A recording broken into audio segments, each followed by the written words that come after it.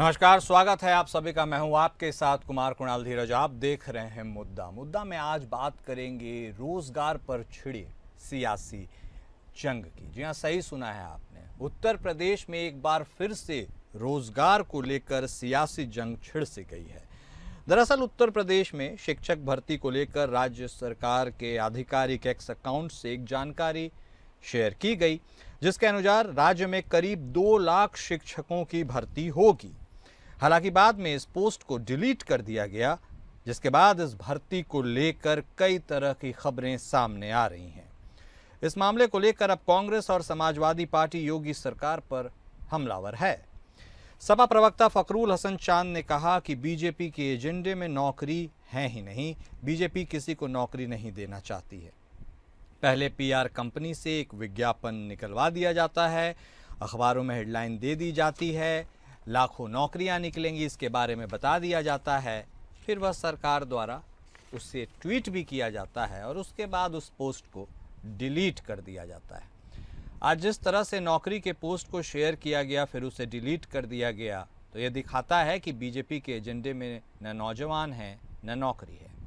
वहीं इस मामले को लेकर कांग्रेस नेता अजय कुमार लल्लू ने कहा कि उत्तर प्रदेश के युवाओं के भविष्य का गला घोटने के अलावा इस सरकार ने कुछ नहीं किया है। कांग्रेस नेता अजय कुमार लल्लू ने चेतावनी देते हुए कहा कि मुख्यमंत्री जी, युवाओं के साथ इतनी निर्ममता आपको भारी पड़ेगी। जिस तरह यह युवा ओवर एज हो रहा है, वही मर्म एक दिन इस सरकार के कर्ता धर्ताओं को भोगना पड़ेगा।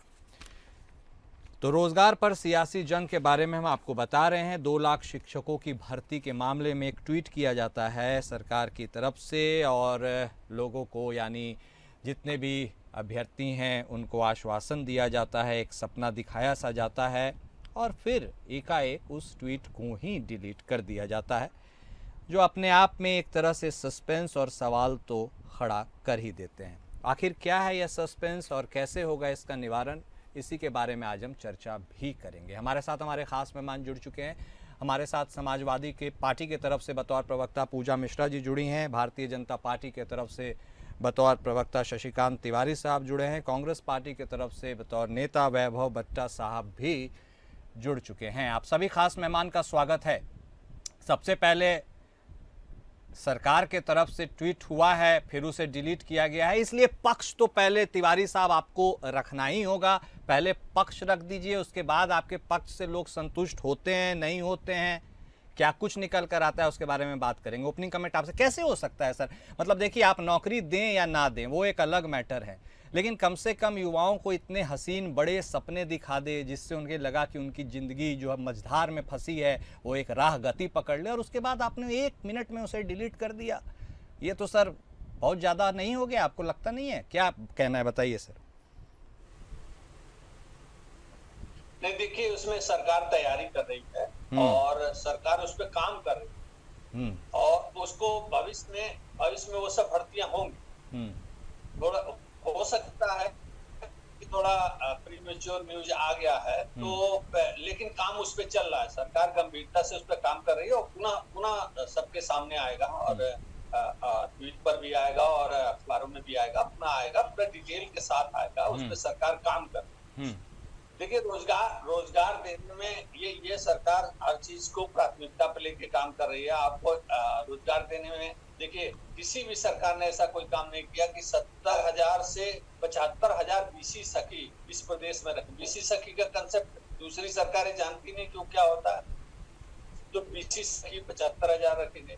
अभी 15,000 उद्यम सखी रखने जा रहे हैं, जिसका न्यूज आज के सभी अखबारों में भी है।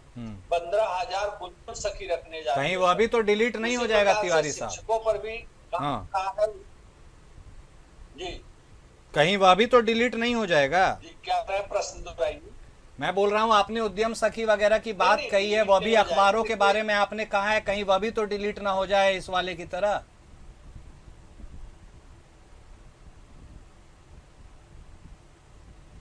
सरकारें नहीं चला करती हैं, वो जब उसकी तैयारी चल रही है, उस पर काम चल रहा है, होमवर्क चल रहा है, पूरे होमवर्क पूरा होने के बाद से सबके सामने आएगा। जिस प्रकार से पुलिस भर्ती सबके सामने आती है, जिस प्रकार से अन्य भर्तियां सबके सामने आती है। आज तारीख में यह सरकार कम से कम 2.5 करोड़ लड़कों को, युवाओं को उद्यम से जोड़ने का काम की। 2.5 करोड़ उद्यम से जोड़े गए हैं। 35 लाख लड़कों को रोजगार नौकरियां मिली हैं और लगभग 8 से 10 लाख लोगों को उनके स्वरोजगार से जोड़ने का काम इस सरकार ने किया है। ठीक उसी प्रकार से जो आप इसकी चर्चा कर रही कब तक हुई था, जो होमवर्क और ठीक है, आपने देखा होगा और के जरिए क्या होती हैं, भी कुछ विभागों में भर्तियां होती हैं, कुछ जो शिक्षक है, पुलिस है, ये सरकार सीधी भर्ती करती है। तो इस तरह की भर्तियों को होमवर्क हो रहा है। ठीक है तिवारी साहब, आपकी सब बातों को 1 मिनट के लिए मान भी लिया जाए, चलिए 1 मिनट के लिए मान भी लिया जाए, तो एक बात बता दीजिए सर, मान लीजिए आपने कहा मैच्योर डिसीजन गलती से ट्वीट हो गया, अगर हो भी गया और आपके मन में इच्छा शक्ति है, इरादा है कि हम तो वो करेंगे ही भाई, तैयारी चल रही है, तो आखिर उसको डिलीट क्यों करना पड़ा? आप उसको मॉडिफाई भी तो कर सकते थे, एक एडिशनल ट्वीट भी तो डाल सकते थे कि भाई समय सीमा तय नहीं है, समय सीमा के बारे में हम आपको अवगत कराएंगे। टोटल डिलीट कर दिया गया, तो कहीं ना कहीं एक ब्लंडर तो है ही ना तिवारी साहब। बिल्कुल मॉडिफाई किया जा सकता है और होमवर्क करने के बाद उसकी संख्या बल अलग अलग हो सकती है, जो संख्या है वो अलग हो सकती है।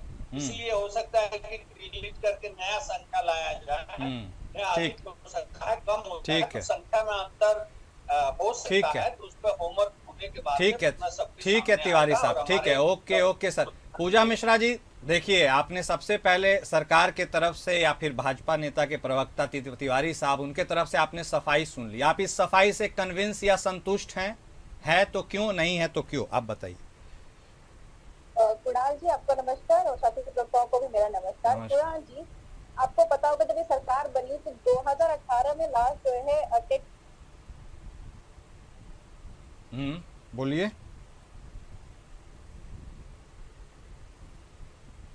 पूजा जी आपकी आवाज नहीं आ रही है, एक बार थोड़ा नेटवर्क वाला इशू है क्या, कुछ देख लीजिए, चेक कर लीजिए, तब तक हम अपने दूसरे स्पीकर। हाँ आ रही है, बोलिए। जी, जो जब हम अक्टूबर में अध्यक्ष का चयन होता है, ये जो आपका शिक्षा चयन आयोग बनाया जाता है सबको मर्ज करके, और पहला एग्जाम जो होता है वो पेपर लीक होता है। और आपको बता दें 2018 से लेकर के अभी तक कोई एग्जाम नहीं कराया गया है। जून में अनाउंस है टेट का एग्जामिनेशन, जून में अनाउंस है टीजीटी का एग्जामिनेशन, और जून ही में अनाउंस है पीजीटी का एग्जामिनेशन। जिनके फॉर्म 2022 जून में भराए गए हुए थे, उनका अनाउंसमेंट अभी हुआ है।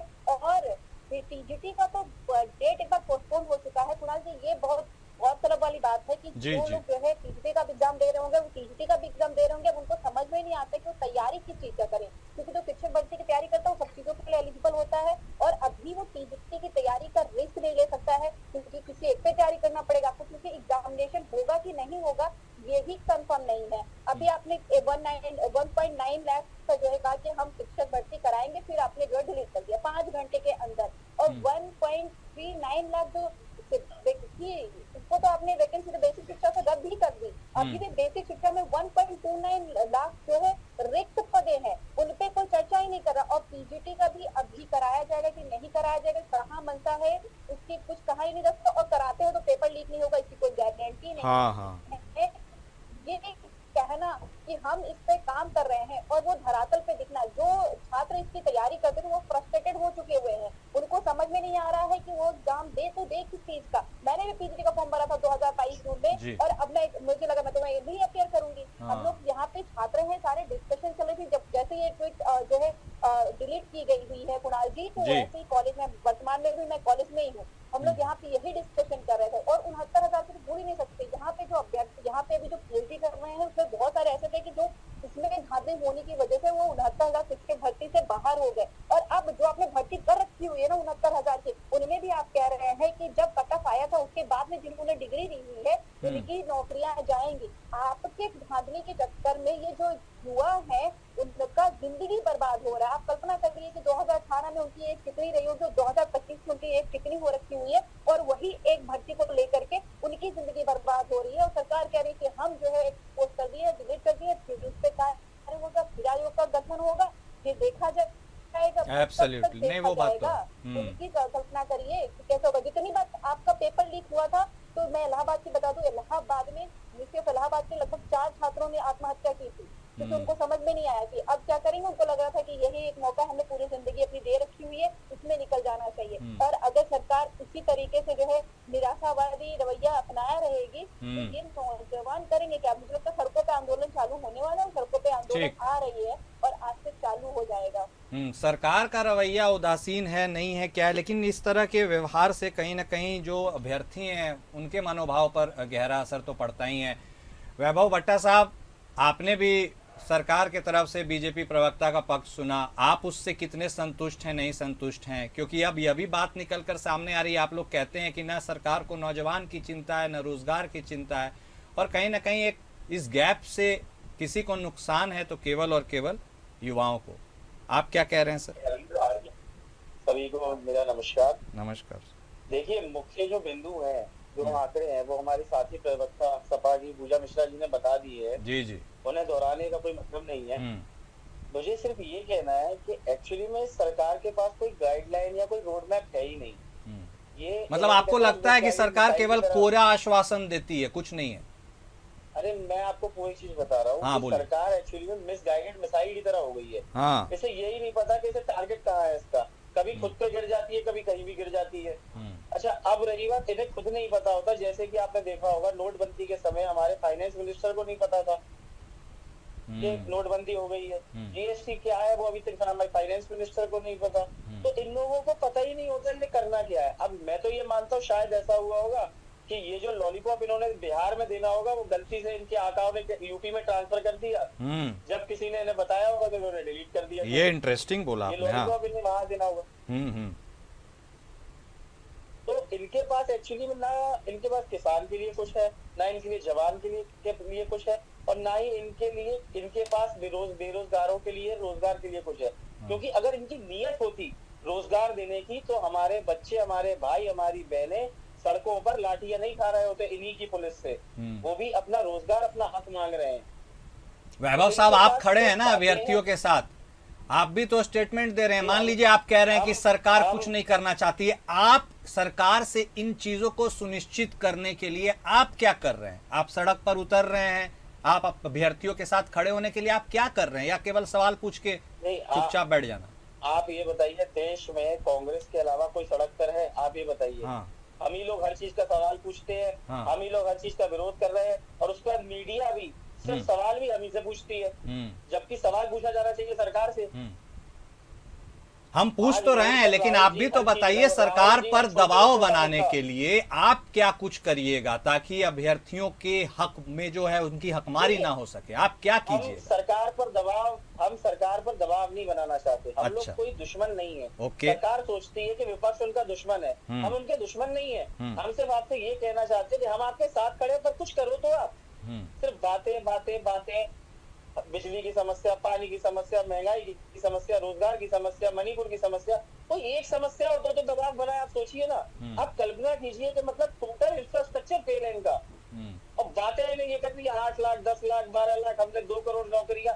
अरे कहाँ है वो नौकरियां? इसलिए ऐसी थोड़ी बढ़ रहा है, कहाँ है वो नौकरियां? किसान आत्महत्या कर रहा है, लोग सड़कों में, जो छात्र हमारे वो नौकरी नहीं पाने की वजह से लाठियां खा रहे हैं। कहाँ है वो नौकरियां? वही तो मैं जानना चाहता हूँ, कहाँ है वो अच्छे दिन? वो बताएंगे ना, तिवारी साहब बताएंगे कहाँ है वो नौकरियां।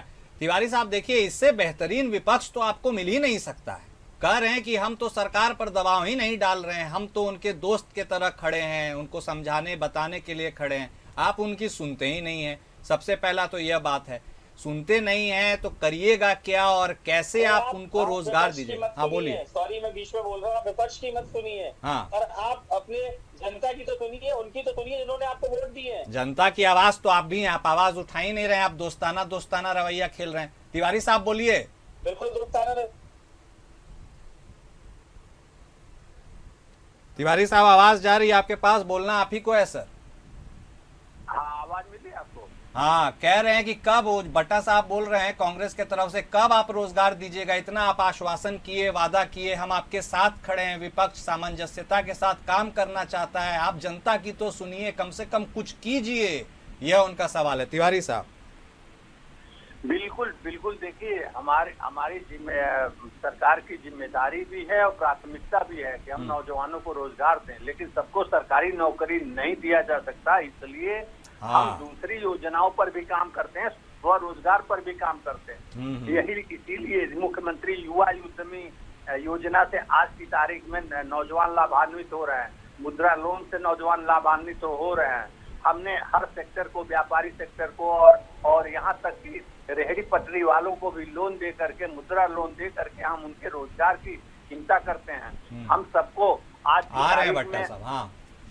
आज की तारीख में हमने जैसा कि बताया कि 35 लाख लोगों को नौकरी, 3.5 लाख लोगों को स्वरोजगार और अन्य तरीकों से जो लोन दे करके, मुद्रा लोन और दूसरी तरीकों से हमने अब से 8 से 10 करोड़ लोगों को लाभान्वित करने का काम किया है। अब सवाल तो ये है कि ये लोग सवाल पूछ करके और इनको चिंता तो है नहीं, जनता की कोई चिंता नहीं है, केवल सवाल पूछना, फिर रोज नया एक सवाल आ जाता है। अब पाकिस्तान पे सवाल पूछ रहे हैं कांग्रेस के लोग, राहुल गांधी साहब। पाकिस्तान जिसमें प्रसन्न हो, पाकिस्तान कह रहा है 5 विमान मार गिरा है। हमारे सैन्य के अधिकारी ने ऑफिशियल बयान दिया और कहा कि एक भी विमान हमारे नहीं मारे गए हैं। राहुल गांधी कह रहे नहीं मारे गए हैं, उसको बताओ कि कितने मारे गए हैं, बताना पड़ेगा। पाकिस्तान को खुश करने के लिए सवाल पूछते हैं। तो इन लोगों का कोई लोगों के ना तो नौजवानों को रोजगार से कोई लेना देना है, ना तो देश हित से लेना देना। आ रहे हैं पूजा जी, आ रहे हैं, आपके पास भी आ रहे हैं। तिवारी साहब, आप दोनों के पास आएंगे। तिवारी साहब को कंप्लीट कर लेने दीजिए, बोलिए जल्दी से तिवारी साहब। ये लोग अपनी योजना में नौजवान भर्ती हो रहे थे, उसका भी इन लोगों ने विरोध किया। 1 मिनट, लोग कहीं भी रोजगार मिलेगा उसका विरोध। 1 मिनट, अपनी भी योजना में जब नौजवानों को भर्ती मिल रही थी तो ये विरोध कर रहे थे। तो इनका तो काम ही विरोध करना। ठीक है, समझ गए। हमारा काम है कि हम नौजवानों की चिंता करना, नौजवानों को रोजगार देना और इसी पर महिलाओं को भी रोजगार देना। ठीक है तिवारी साहब, ओके। हाँ पूजा जी, आप बहुत देर से आप भी अंतिम लाइन बोल लीजिए तिवारी साहब। हम ओडीओपी के जरिए भी महिलाओं और युवाओं को रोजगार देने का काम कर रहे हैं। हर जिले में ओडीओपी को सक्रिय किया गया है, जिला उद्यम अधिकारी को सक्रिय किया गया है। 1 मिनट पूजा जी, आ रहे हैं। ठीक है तिवारी साहब, ओके। हाँ पूजा जी बोलिए क्या बोल रही हैं? जब जो है 69,000 भर्ती की प्रोसेस चल रही थी, बच्चे लेकर के बैठे थे, लक्ष्मी जाके काट दिया। और अभी जब इन्होंने प्राथमिकता है ये प्राथमिकता है तो 2022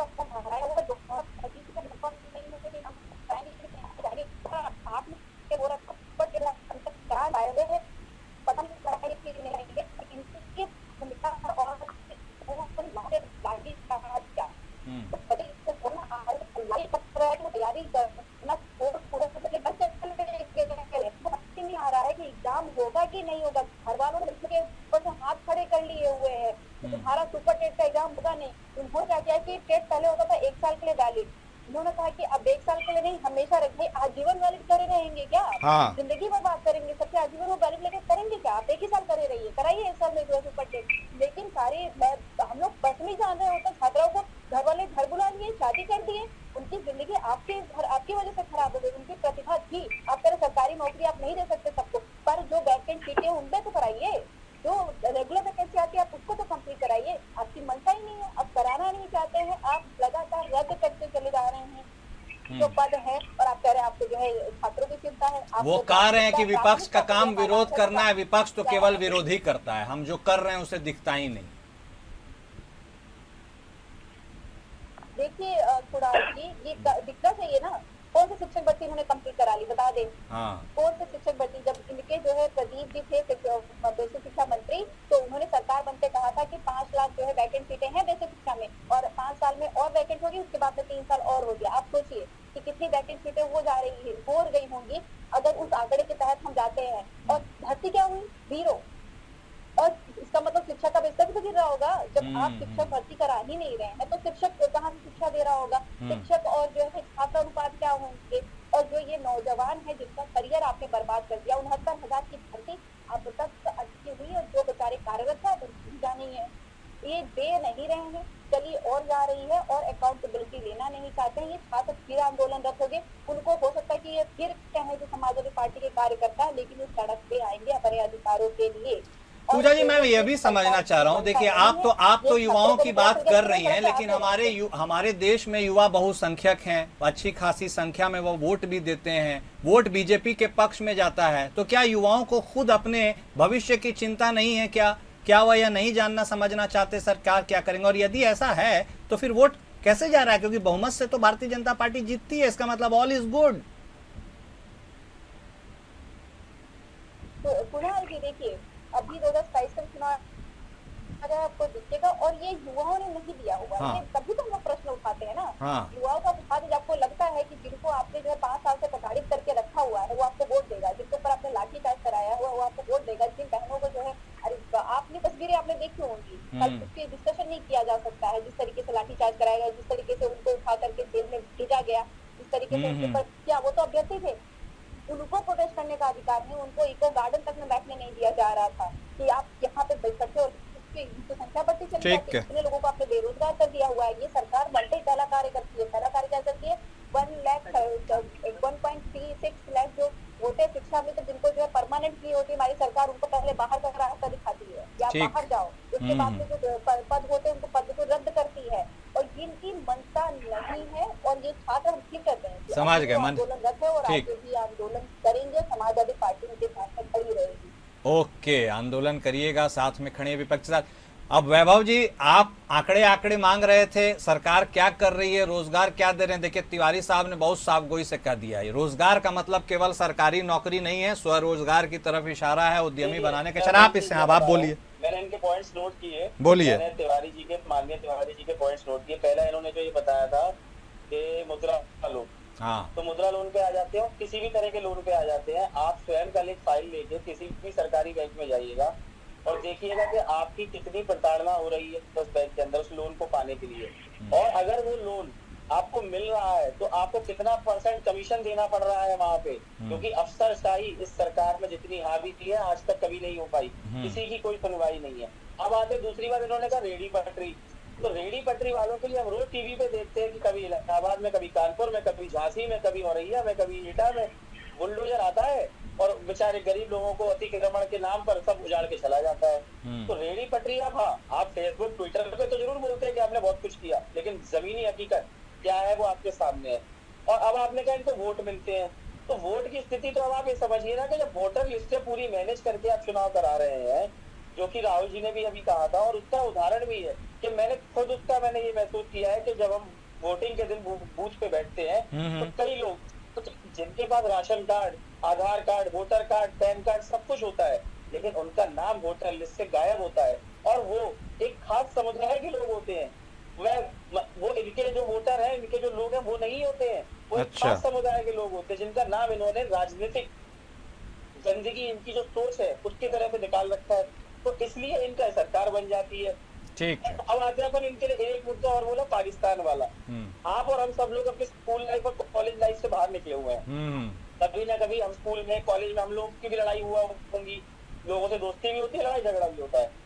कौन सा ऐसा इंसान इस दुनिया में अपने दुश्मन को फोन करके ये बताता है कि मैं आ रहा हूँ तुमसे लड़ने, तैयारी रखना, जो कि हमारे विदेश मंत्री ने किया है। तो ये तो इतनी शर्मनाक चीजें हैं।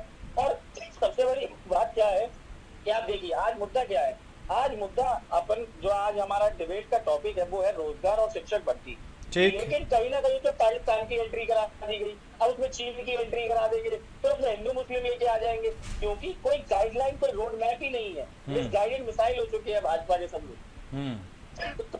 Thank you.